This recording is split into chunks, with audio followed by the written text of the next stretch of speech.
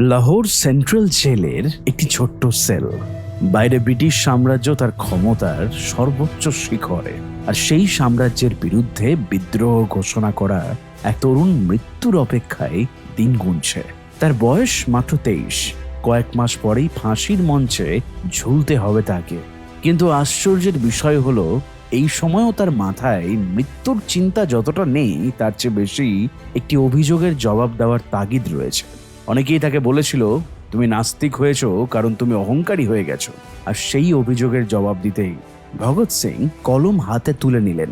পরবর্তীতে সেই লেখায় পরিচিত হলো why I am an atheist নামে।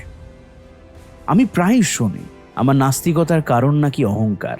কিছু বন্ধু মনে করেন বিপ্লবী আন্দোলনে কিছু পরিচিতি পাওয়ার পর আমি নিজেকে এত বড় ভাবতে শুরু করেছি যে ঈশ্বরের অস্তিত্ব পর্যন্ত অস্বীকার করছি। আমি এই অভিযোগকে গুরুত্ব দিই, কারণ যদি সত্যিই আমার নাস্তিকতার পেছনে অহংকার কাজ করে থাকে, তাহলে আমার যুক্তিগুলোর কোনো মূল্যই থাকে না। আমি স্বীকার করি আমি একজন মানুষ, আমারও দুর্বলতা আছে, আমার মধ্যেও অহংকার থাকতে পারে, কিন্তু আমার নাস্তিকতার সঙ্গে তার কোনো সম্পর্ক নেই। যদি কোনো মানুষ অহংকারের কারণে ঈশ্বরে বিশ্বাস না করে, তাহলে সে হয় নিজেকে ঈশ্বরের প্রতিদ্বন্দ্বী মনে করবে, নয়তো নিজেকেই ঈশ্বর মনে করবে। আমি কোনোটাই নই। আমি একজন সাধারণ মানুষ, আমার সীমাবদ্ধতা আছে, আমার ভুল হতে পারে। তাই আমার নাস্তিকতার কারণ খুঁজতে হলে আমার জীবনের দিকে ফিরে তাকাতে হবে। আজ অনেক মানুষ আমাকে একজন নাস্তিক বিপ্লবী হিসেবে চেনে, কিন্তু খুব কম মানুষ জানে আমি জন্মগতভাবে নাস্তিক ছিলাম না। বরং সত্যি বলতে আমার শৈশব কেটেছে গভীর ধর্মীয় পরিবেশে। আমার পরিবারে ধর্মকে গুরুত্ব দেওয়া হতো। বিশেষ করে আমার ঠাকুরদা ছিলেন আর্য সমাজের একজন দৃঢ় অনুসারী। তার প্রভাব আমার উপর গভীর ছিল। ছোটবেলায় আমি কখনো ঈশ্বরের অস্তিত্ব নিয়ে সন্দেহ করিনি। আমাকে যা শেখানো হয়েছিল আমি সেটাই বিশ্বাস করতাম। সেই বয়সে প্রশ্ন করার কোনো কারণও ছিল না। আমার কাছে ধর্ম ছিল সত্য, ঈশ্বর ছিলেন সত্য, প্রার্থনা ছিল জীবনের একটি স্বাভাবিক অংশ। আমি যখন লাহোরের ডিএভি স্কুলে পড়তাম, তখন হোস্টেলে থাকতে হতো। সেখানে প্রতিদিন সকাল সন্ধ্যা প্রার্থনা করা হতো। আমি শুধু নিয়ম মেনে প্রার্থনা করতাম না, আমি আন্তরিকভাবেই বিশ্বাস করতাম। ঘন্টার পর ঘন্টা গায়ত্রী মন্ত্র জপ করতাম। আর যারা আমাকে নাস্তিক হিসেবে চেনে, তারা হয়তো বিশ্বাসই করবে না যে একসময় আমি এত গভীরভাবে ধর্ম বিশ্বাসী ছিলাম। কিন্তু সেটাই সত্য। সেই সময় যদি কেউ আমাকে বলতো একদিন আমি ঈশ্বরের অস্তিত্ব নিয়েই প্রশ্ন তুলব, তাহলে আমি হয়তো তাকে পাগল মনে করতাম, কারণ তখন আমার মনে কোনো সন্দেহই ছিল না। কিন্তু মানুষের জীবন সবসময় একই জায়গায় থেমে থাকে না, সময়ের সঙ্গে সঙ্গে চিন্তাও বদলায়। আমার ক্ষেত্রেও তাই ঘটেছিল। দেশের রাজনৈতিক পরিস্থিতি আমাকে গভীরভাবে প্রভাবিত করতে শুরু করলো। চারপাশে অন্যায় দেখছিলাম, ব্রিটিশ শাসনের অপমান দেখছিলাম, মানুষকে অত্যাচার সহ্য করতে দেখছিলাম, একটি পুরো জাতিকে পরাধীনতার শৃঙ্খলে বন্দি থাকতে দেখছিলাম। আর সেই সঙ্গে আমি পড়তে শুরু করলাম, অনেক পড়তে শুরু করলাম। শুধু স্কুলের বই নয়, ইতিহাস, রাজনীতি, বিপ্লবীদের জীবন, দর্শন, সমাজতত্ত্ব, যা হাতে পেতাম পড়তাম। প্রথম দিকে পড়াশোনার উদ্দেশ্যই ছিল দেশের জন্য কিছু করা, কিন্তু ধীরে ধীরে বই আমাকে অন্য কিছু শেখাতে শুরু করলো। বই আমাকে প্রশ্ন করতে শিখিয়েছিল। আমি উপলব্ধি করতে শুরু করলাম পৃথিবীর প্রতিটি বড় পরিবর্তনের শুরু হয়েছে প্রশ্ন করার মাধ্যম দিয়েই। যে মানুষ প্রশ্ন করে না, সে কখনো নতুন সত্য আবিষ্কার করতে পারে না। যে সমাজ প্রশ্নকে ভয় পায়, সেই সমাজ এগোতে পারে না। আমি দেখলাম ইতিহাসের প্রতিটি যুগে কিছু মানুষ প্রচলিত বিশ্বাসকে চ্যালেঞ্জ করেছে। কেউ ধর্মীয় কুসংস্কারকে প্রশ্ন করেছে, কেউ রাজনৈতিক কর্তৃত্বকে প্রশ্ন করেছে, কেউ সামাজিক অন্যায়কে প্রশ্ন করেছে, আর তাদের কারণেই মানব সভ্যতা এগিয়েছে।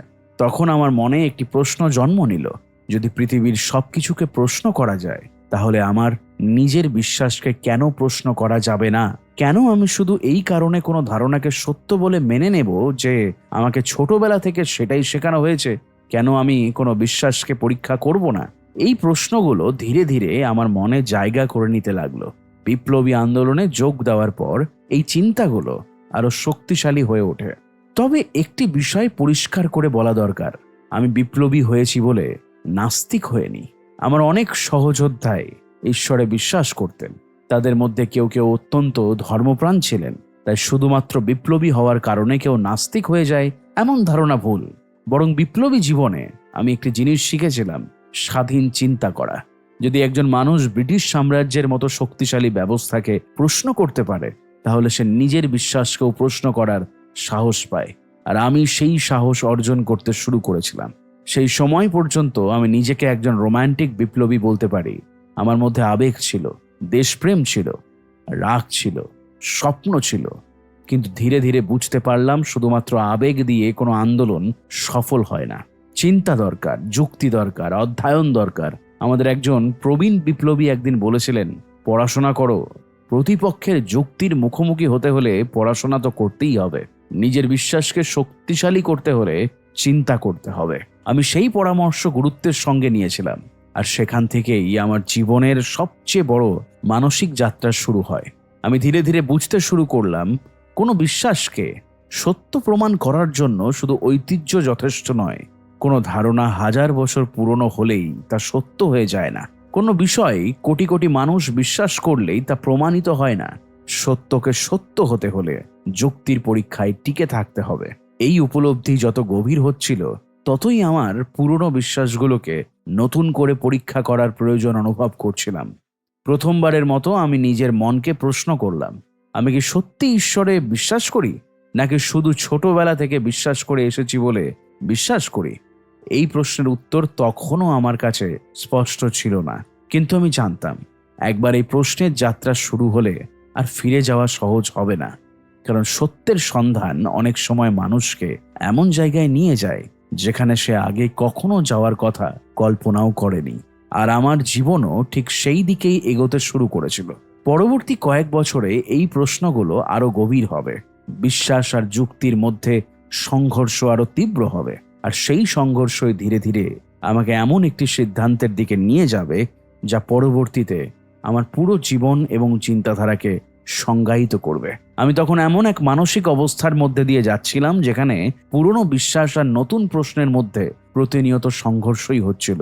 একদিকে ছিল শৈশব থেকে পাওয়া শিক্ষা, অন্যদিকে ছিল যুক্তি, অধ্যয়ন এবং বাস্তব অভিজ্ঞতা। আমি অনুভব করছিলাম শুধু বিশ্বাস করে যাওয়া আর আমার পক্ষে সম্ভব নয়। আমি জানতে চাইছিলাম, বুঝতে চাইছিলাম, আর সেই কারণেই আমি আরো বেশি পড়াশোনা শুরু করলাম। শুধু বিপ্লবের ইতিহাস নয়, দর্শন পড়লাম, রাজনৈতিক তত্ত্ব পড়লাম, সমাজ তত্ত্ব পড়লাম। যে চিন্তাবিদের লেখা একসময় আমার কাছে অপরিচিত ছিল, তাদের বই এখন আমার নিত্য সঙ্গী হয়ে উঠল।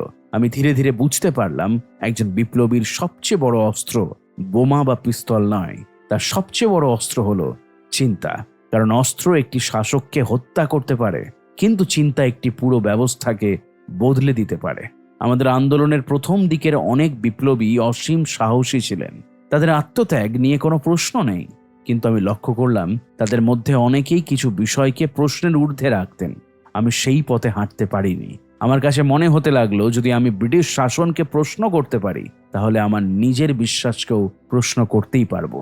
যদি আমি অন্যদের ভুল প্রমাণ করার চেষ্টা করি, তাহলে নিজের ভুল হওয়ার সম্ভাবনাকেও মেনে নিতে হবে। আমি উপলব্ধি করলাম, সমালোচনা এবং স্বাধীন চিন্তা একজন বিপ্লবীর দুটি অপরিহার্য গুণ। যে মানুষ সমালোচনা সহ্য করতে পারে না, সে কখনো সত্যের কাছে পৌঁছাতে পারে না। যে মানুষ নিজের বিশ্বাসকে পরীক্ষা করতে চায় না, সে কখনো প্রকৃত অর্থে স্বাধীন নয়। এই সময়ে আমার ভেতরে একটি বড় পরিবর্তন ঘটতে শুরু করলো। আগে আমি কোনো ধারণাকে সত্য বলে মেনে নিতাম, কারণ সেটা আমাকে শেখানো হয়েছে। এখন আমি জানতে চাইতাম, এর পক্ষে যুক্তি কি? আগে আমি কোনো বিষয়কে সম্মান করতাম কারণ সমাজ তাকে সম্মান করে। এখন আমি জানতে চাইতাম, সে সম্মানের যোগ্য কেন? এই পরিবর্তন সহজ ছিল না, কারণ আমরা সবাই কোনো না কোনো বিশ্বাসের সঙ্গে আবেগগতভাবে জড়িয়ে থাকি। একটি বিশ্বাস শুধু মস্তিষ্কে বাস করে না, সেটা মানুষের পরিচয়ের অংশ হয়ে যায়।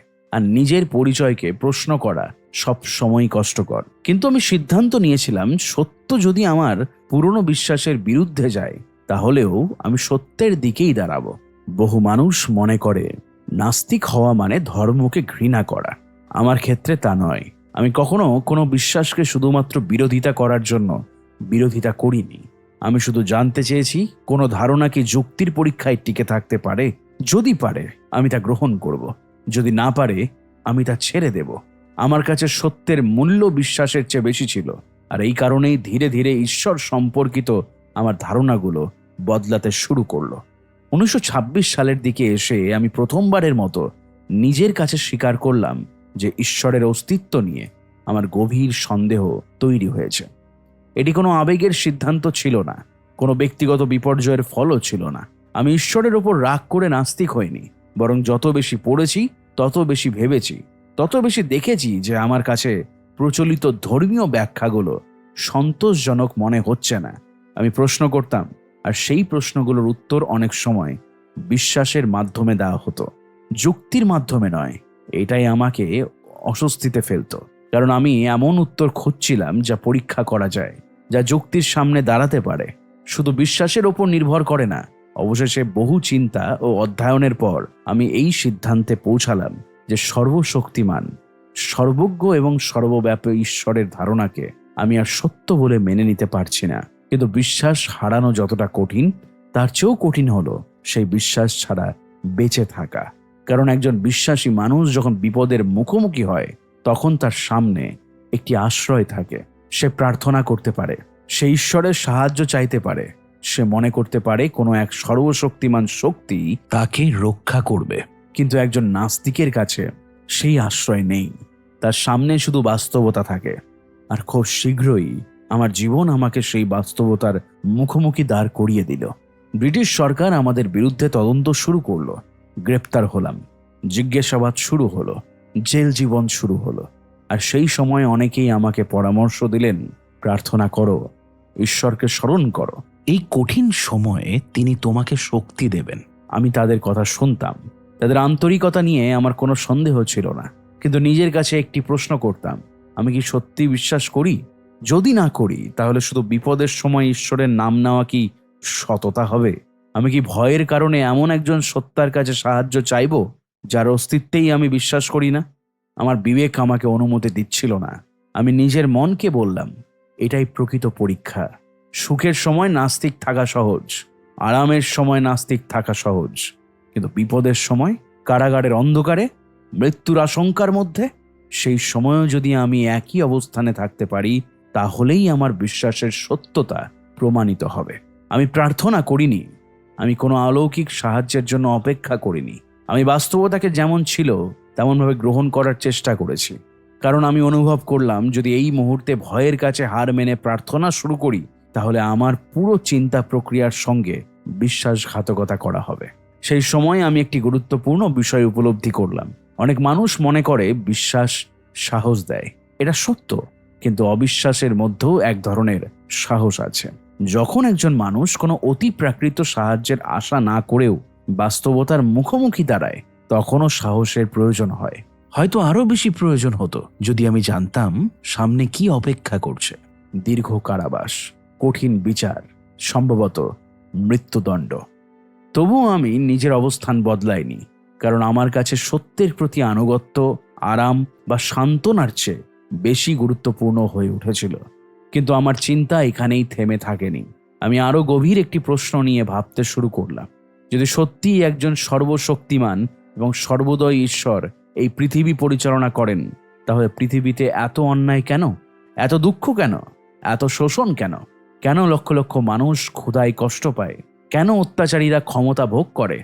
কেন নিরপরাধ মানুষ শাস্তি পায়? এই প্রশ্নগুলোই আমাকে আমার নাস্তিকতার সবচেয়ে গুরুত্বপূর্ণ যুক্তিগুলোর দিকে নিয়ে গেল। আর সেখান থেকে শুরু হয় আমার চিন্তার পরবর্তী অধ্যায়। আমি তখন এমন একটি প্রশ্নের সামনে দাঁড়িয়েছিলাম, যেটি বহু শতাব্দী ধরে দার্শনিক, ধর্মতত্ত্ববিদ এবং চিন্তাবিদদের ভাবিয়েছে। যদি সত্যিই একজন সর্বশক্তিমান, সর্বজ্ঞ এবং সর্বদয় ঈশ্বর এই পৃথিবী সৃষ্টি করে থাকেন, তাহলে পৃথিবীতে এত কষ্ট কেন? এই প্রশ্নটি প্রথমে খুব সাধারণ মনে হতে পারে, কিন্তু আমি যত বেশি এই নিয়ে ভাবতে শুরু করলাম, ততই এটি আমার কাছে গুরুত্বপূর্ণ হয়ে উঠল। কারণ আমি কোনো কল্পনার জগতে বাস করছিলাম না।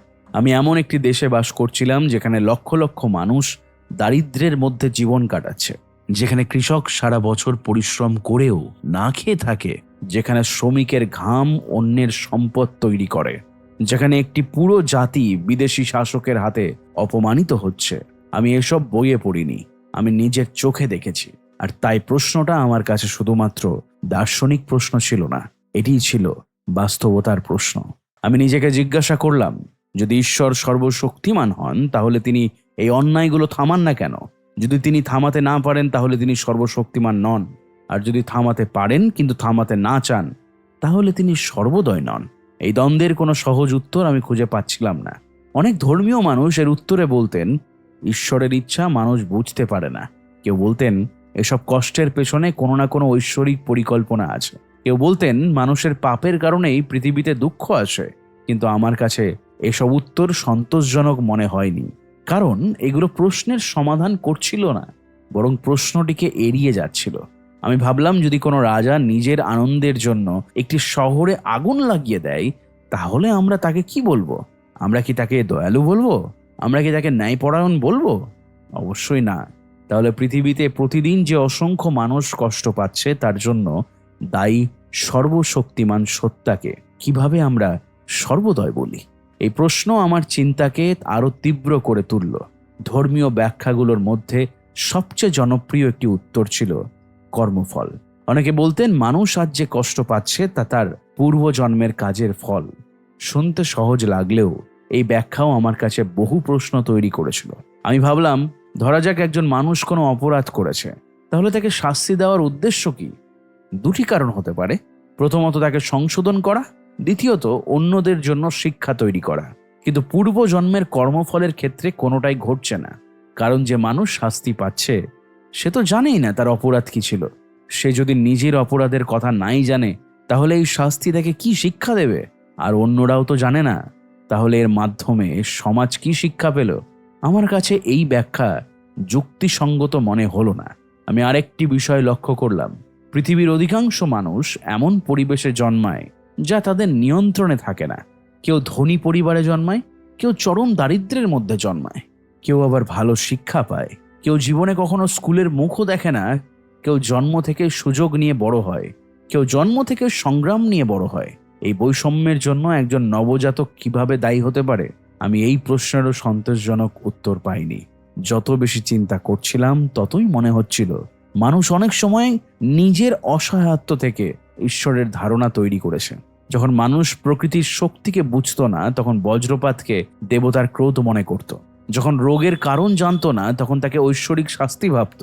যখন ভবিষ্যৎ সম্পর্কে অনিশ্চয়তা ছিল তখন অতি প্রাকৃত শক্তির ওপর নির্ভর করত। আমি মানুষকে এই জন্যই দোষ দিই না, কারণ ভয় মানুষের স্বাভাবিক অনুভূতি। অনিশ্চয়তার মধ্যে সান্ত্বনা খোঁজাও স্বাভাবিক, কিন্তু কোনো কিছুর প্রয়োজনীয়তা তার সত্যতা প্রমাণ করে না। একজন তৃষ্ণার্ত মানুষের জলের প্রয়োজন আছে বলেই মরুভূমিতে দেখা মরীচিকা সত্যিকারের জল হয়ে যায় না। ঠিক তেমনি মানুষের সান্ত্বনার প্রয়োজন আছে বলেই কোনো বিশ্বাস সত্য হয়ে যায় না। এই সময়ে আমি উপলব্ধি করলাম, ধর্মের সবচেয়ে বড় শক্তি হয়তো তার যুক্তিতে নয়, তার শক্তি মানুষের আবেগে। যখন একজন মানুষ সম্পূর্ণ একা হয়ে যায় তখন বিশ্বাস তাকে সান্ত্বনা দেয়। যখন সব আশা শেষ হয়ে যায় তখন বিশ্বাস তাকে বাঁচার শক্তি দেয়। আমি এটি অস্বীকার করি না, বরং আমি স্বীকার করি বহু মানুষের জন্য বিশ্বাস একটি মানসিক আশ্রয়। কিন্তু আমার প্রশ্ন ছিল ভিন্ন। কোনো কিছু আমাকে সান্ত্বনা দেয় কিনা সেটি এক বিষয়, কোনো কিছু সত্য কিনা সেটি আরেক বিষয়। আমি সত্য খুঁজছিলাম, সান্ত্বনা নয়। জেলের অন্ধকার ঘরে বসে আমি প্রায়ই এই বিষয়গুলো নিয়ে ভাবতাম। আমার সামনে তখন কোনো উজ্জ্বল ভবিষ্যৎ ছিল না। আমি জানতাম হয়তো আমার জীবন খুব শীঘ্রই শেষ হয়ে যাবে। এই সময় একজন বিশ্বাসীর জন্য সবচেয়ে সহজ কাজ হলো ঈশ্বরের কাছে আশ্রয় চাওয়া। কিন্তু আমি অনুভব করলাম, যদি আমি শুধু মৃত্যু ভয়ের কারণে ঈশ্বরকে গ্রহণ করি তাহলে সেটি সত্যের প্রতি নয়, ভয়ের প্রতি আত্মসমর্পণ হবে। আমি সেই পথ বেছে নিতে পারিনি। আমার কাছে মনে হতে লাগলো একজন মানুষকে বাস্তবতাকে যেমন আছে তেমনভাবেই গ্রহণ করার সাহস থাকতে হবে। যদি জীবন কঠিন হয় তাহলে তাকে কঠিন বলে মেনে নিতে হবে। যদি মৃত্যু অনিবার্য হয় তাহলে সেই বাস্তবতাকে স্বীকার করতে হবে। শুধু মানসিক স্বস্তির জন্য এমন কিছু বিশ্বাস করা যা নিজের বুদ্ধি গ্রহণ করতে রাজি নয়, তা আমার পক্ষে সম্ভব ছিল না। কিন্তু এর মানে এই নয় যে আমি মানুষের বিশ্বাসকে ঘৃণা করতাম। না, আমি শুধু মনে করতাম কোনো বিশ্বাসকে প্রশ্নের ঊর্ধ্বে রাখা উচিত নয়। মানুষের অগ্রগতি সবসময় প্রশ্ন করার মাধ্যমেই এসেছে। যেদিন মানুষ প্রশ্ন করা বন্ধ করে দেবে সেদিন তার মানসিক বিকাশও থেমে যাবে। আর ঠিক এই কারণেই আমি বিশ্বাস করতাম স্বাধীন চিন্তা একজন বিপ্লবীর সবচেয়ে গুরুত্বপূর্ণ গুণ। কারণ যে মানুষ নিজের চিন্তাকে স্বাধীন করতে পারে না সে কখনো সমাজকেও স্বাধীন করতে পারবে না। এই পর্যায়ে এসে আমার নাস্তিকতা আর শুধু ঈশ্বরের অস্তিত্ব নিয়ে সন্দেহের মধ্যে সীমাবদ্ধ ছিল না। এটি ধীরে ধীরে একটি বৃহত্তর দর্শনে পরিণত হচ্ছিল। একটি দর্শন যেখানে মানুষকে নিজের ভাগ্যের দায়িত্ব নিজেকেই নিতে হবে, যেখানে মুক্তির জন্য অলৌকিক শক্তির অপেক্ষা না করে মানুষকেই সংগ্রাম করতে হবে, যেখানে অন্যায়ের বিরুদ্ধে লড়াই করার দায়িত্ব স্বর্গের নয়, মানুষের। আর এই চিন্তাই আমাকে একটি নতুন প্রশ্নের দিকে নিয়ে গেল। যদি কোনো ঈশ্বর নাই থাকেন, তাহলে একজন মানুষ কেন নৈতিক হবে? কেন সে ভালো কাজ করবে? কেন সে নিজের জীবন দেশের জন্য উৎসর্গ করবে? এই প্রশ্নের উত্তরই আমার চিন্তার পরবর্তী এবং সম্ভবত সবচেয়ে গুরুত্বপূর্ণ অংশ। আমি যখন ঈশ্বরের ধারণা নিয়ে প্রশ্ন তুলতে শুরু করি, তখন অনেকের মনে একটি স্বাভাবিক প্রশ্ন জাগে। যদি কোনো স্বর্গ না থাকে, কোনো নরক না থাকে, কোনো ঈশ্বর না থাকেন যিনি ভালো কাজের পুরস্কার আর খারাপ কাজের শাস্তি দেবেন, তাহলে একজন মানুষ কেন নৈতিক হবে? কেন সে অন্যের জন্য ত্যাগ স্বীকার করবে? কেন সে নিজের জীবন বিপদে ফেলবে? অনেকেই মনে করেন নৈতিকতার ভিত্তি হলো ধর্ম। ধর্ম না থাকলে মানুষ স্বার্থপর হয়ে যাবে। কিন্তু আমি বিষয়টিকে অন্যভাবে দেখতাম। আমি নিজেকে প্রশ্ন করতাম, আমি দেশের স্বাধীনতার জন্য কেন সংগ্রাম করছি? আমি কেন জেল খাটছি? আমি কেন মৃত্যুর মুখোমুখি দাঁড়িয়ে আছি? আমি কি স্বর্গে যাওয়ার জন্য এসব করছি? আমি কি পরজন্মে পুরস্কার পাওয়ার আশায় এসব করছি? না, আমি জানতাম আমার সামনে হয়তো ফাঁসির দড়ি অপেক্ষা করছে। আমি জানতাম এই পথের শেষ পুরস্কার হতে পারে মৃত্যু। তবুও আমি এই পথ বেছে নিয়েছি। কেন? কারণ আমি বিশ্বাস করতাম একটি ন্যায়সঙ্গত কাজ শুধুমাত্র ন্যায়সঙ্গত বলেই করা উচিত, পুরস্কারের আশায় নয়, ভয়ের কারণে নয়। আমি প্রায় ভাবতাম, যদি একজন মানুষ শুধু স্বর্গের লোভে ভালো কাজ করে, তাহলে তার সেই ভালো কাজের প্রকৃত মূল্য কতটুকু? আর যদি সেই শুধু নরকের ভয়ে অন্যায় থেকে দূরে থাকে, তাহলে তার নৈতিকতা কতটা সত্যিকারের? আমার কাছে প্রকৃত নৈতিকতা হলো এমন কিছু যা আসে মানুষের বিবেক থেকে, মানুষের মানবতা থেকে, কোনো পুরস্কার বা শাস্তির হিসাব থেকে নয়। একজন মা তার সন্তানের জন্য জীবন বিপন্ন করেন, তিনি কি স্বর্গের পুরস্কারের কথা ভেবে তা করেন? একজন বিপ্লবী দেশের জন্য প্রাণ দেন, তিনি কি পরকালের আরামের কথা ভেবে তা করেন? একজন শ্রমিক সারাদিন কঠোর পরিশ্রম করে পরিবারের মুখে খাবার তুলে দেন, তিনি কি কোনো ঐশ্বরিক পুরস্কারের হিসাব কষে তা করেন? না, এই কাজগুলোর পেছনে রয়েছে মানবিকতা, ভালোবাসা, দায়িত্ববোধ, সহানুভূতি। আর আমি বিশ্বাস করতে শুরু করলাম যে মানুষের নৈতিকতার ভিত্তি এখানেই। জেলের নির্জন রাতগুলোতে আমি অনেকবার নিজের জীবন নিয়ে ভাবতাম, আর সামনে তখন দুটো পথ খোলা ছিল। একটি পথ সহজ, অন্যটি কঠিন। সহজ পথটি ছিল শেষ মুহূর্তে ঈশ্বরের আশ্রয় নেওয়া, নিজেকে বোঝানো যে কোনো অলৌকিক শক্তি হয়তো আমাকে রক্ষা করবে। কঠিন পথটি ছিল বাস্তবতাকে মেনে নেওয়া, স্বীকার করা যে হয়তো আমার জীবন এইখানেই শেষ হয়ে যাবে। আমি দ্বিতীয় পথটি বেছে নিয়েছিলাম, কারণ আমি মনে করতাম সত্য যত কঠিনই হোক না কেন, তাকে গ্রহণ করার সাহস থাকা উচিত। অনেকেই আমাকে জিজ্ঞাসা করতে পারেন, যদি তুমি ভুল হও, যদি সত্যি ঈশ্বর থেকে থাকেন? আমি এই প্রশ্ন নিয়েও ভেবেছি, অনেক ভেবেছি, কিন্তু আমার কাছে বিষয়টি ছিল খুব সরল। আমি এমন কিছু সত্য বলে মেনে নিতে পারি না যার পক্ষে আমি যথেষ্ট যুক্তি খুঁজে পাই না। শুধু সম্ভাবনার ভিত্তি বিশ্বাস করা আমার পক্ষে সম্ভব নয়। যদি ভয়ের কারণে আমি এমন কিছু বিশ্বাস করি যা আমার বুদ্ধি গ্রহণ করতে পারছে না, তাহলে আমি নিজের কাছেই অসৎ হয়ে যাব। আমি কখনো দাবি করিনি যে আমার কাছে সব প্রশ্নের উত্তর আছে। আমি কখনো বলিনি যে মানুষ সব রহস্য সমাধান করে ফেলেছে। পৃথিবীতে অসংখ্য প্রশ্ন আছে যার উত্তর আমরা এখনো জানি না। কিন্তু কোনো প্রশ্নের উত্তর জানা নেই বলেই সেখানে ঈশ্বরকে বসিয়ে দেওয়া আমার কাছে সঠিক মনে হয়নি। একসময় মানুষ জানতো না রোগের কারণ কি, একসময় মানুষ জানতো না পৃথিবী কিভাবে সৃষ্টি হয়েছে। তখন এসব প্রশ্নের উত্তর হিসেবে দেবতা বা অলৌকিক শক্তির কথা বলা হতো। কিন্তু জ্ঞান বাড়ার সঙ্গে সঙ্গে মানুষ বাস্তব কারণ খুঁজে পেয়েছে। তাই আমি বিশ্বাস করতাম অজানাকে অজানা হিসেবেই মেনে নেওয়া বেশি সৎ। মিথ্যা নিশ্চয়তার চেয়ে সৎ অনিশ্চয়তা ভালো। এই কারণেই আমি স্বাধীন চিন্তার ওপর এত গুরুত্ব দিতাম। আমি মনে করতাম কোনো বিশ্বাসকে শুধু এই কারণেই গ্রহণ করা উচিত নয় যে সেটি জনপ্রিয়। কোনো ধারণাকে শুধু এই কারণে সত্য বলা উচিত নয় যে সেটি বহু পুরনো। প্রতিটি ধারণাকে প্রশ্নের মুখোমুখি দাঁড়াতে হবে, প্রতিটি বিশ্বাসকে যুক্তির পরীক্ষায় উত্তীর্ণ হতে হবে। এই নীতি শুধু ধর্মের ক্ষেত্রে নয়, রাজনীতির ক্ষেত্রেও, সমাজের ক্ষেত্রেও, এমনকি আমার নিজের বিশ্বাসের ক্ষেত্রেও। আমি দেখেছি মানুষ অনেক সময় এমনভাবে কোনো মতবাদকে আঁকড়ে ধরে যে সেটিকে সমালোচনা করা অপরাধ হয়ে যায়। কিন্তু যে ধারণা সমালোচনা সহ্য করতে পারে না, সে ধারণা দুর্বল। সত্য কখনো প্রশ্নকে ভয় পায় না, সত্য কখনো অনুসন্ধানকে ভয় পায় না, বরং প্রশ্নই সত্যকে আরো শক্তিশালী করে তোলে। এই কারণেই আমি মনে করতাম সমালোচনা এবং স্বাধীন চিন্তা একজন বিপ্লবীর অপরিহার্য গুণ। যে মানুষ প্রশ্ন করতে শেখেনি সে কখনো প্রকৃত অর্থে মুক্ত নয়। আজ আমি যখন নিজের জীবনের দিকে ফিরে তাকাই তখন বুঝতে পারি আমার নাস্তিকতা কোনো রাগের ফল ছিল না, কোনো হতাশার ফল ছিল না, কোনো ব্যক্তিগত আঘাতের ফল ছিল না। এটি ছিল দীর্ঘ চিন্তার ফল, দীর্ঘ অধ্যয়নের ফল, আর সবচেয়ে বড় কথা, সত্যকে অনুসরণ করার এক নিরন্তর প্রচেষ্টার ফল।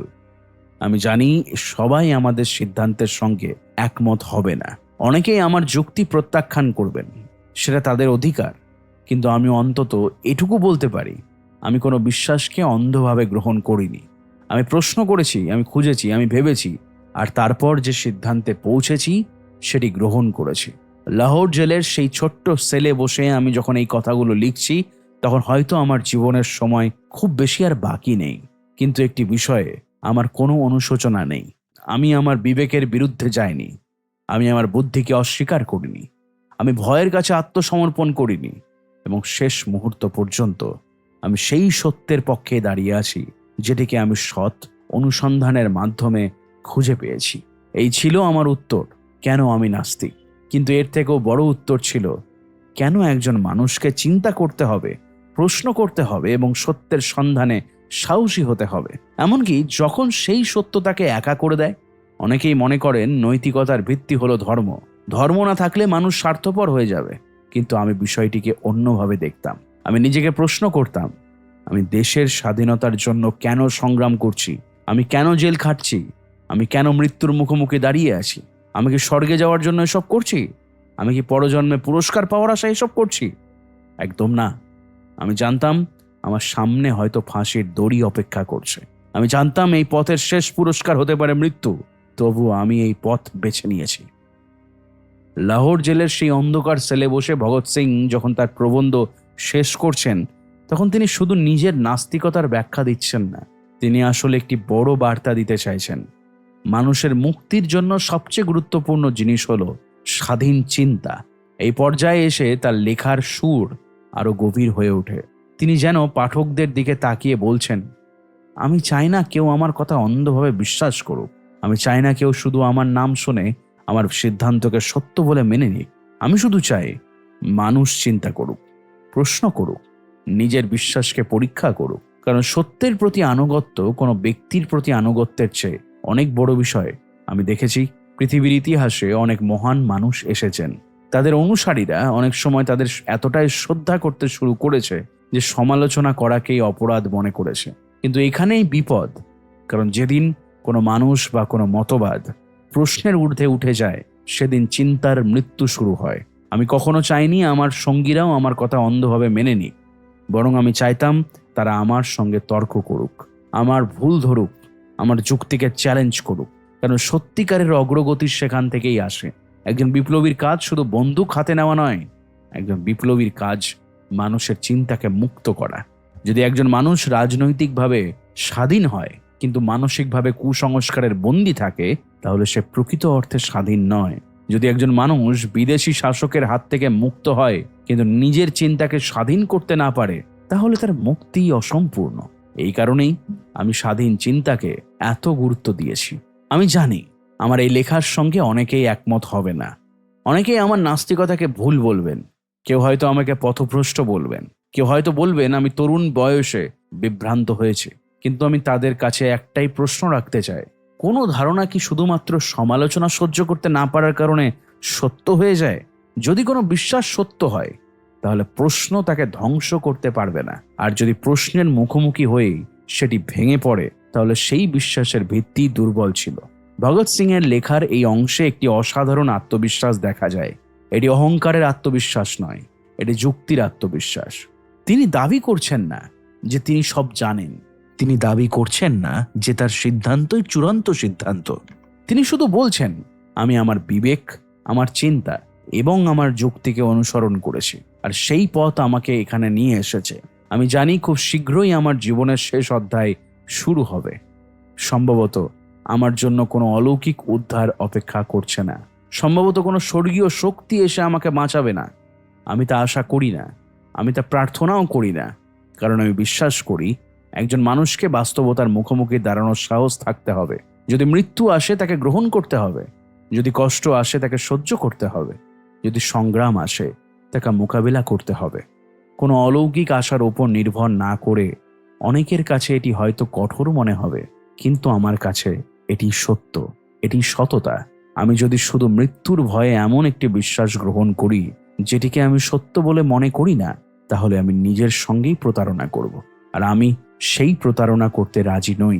এই কারণেই আমি নাস্তিক, কারণ আমি সত্যকে অনুসরণ করার চেষ্টা করেছি, আরামকে নয়। কারণ আমি প্রশ্ন করতে শিখেছি, অন্ধভাবে মেনে নিতে নয়। কারণ আমি বিশ্বাস করি মানুষের সবচেয়ে বড় শক্তি তার স্বাধীন চিন্তা, আর সেই স্বাধীন চিন্তায় একদিন পৃথিবীকে বদলে দেয়। 1931 সালের মার্চ মাসে ভগৎ সিং, সুখদেব এবং রাজগুরুকে ফাঁসি দেওয়া হয়। তখন ভগৎ সিং এর বয়স ছিল মাত্র 23 বছর। তিনি তার বিশ্বাস পরিবর্তন করেননি। শেষ মুহূর্তেও তিনি কোনো অলৌকিক সাহায্যের জন্য প্রার্থনা করেননি। তিনি যেভাবে জীবন কাটিয়েছেন সেইভাবেই মৃত্যুকে গ্রহণ করেছিলেন।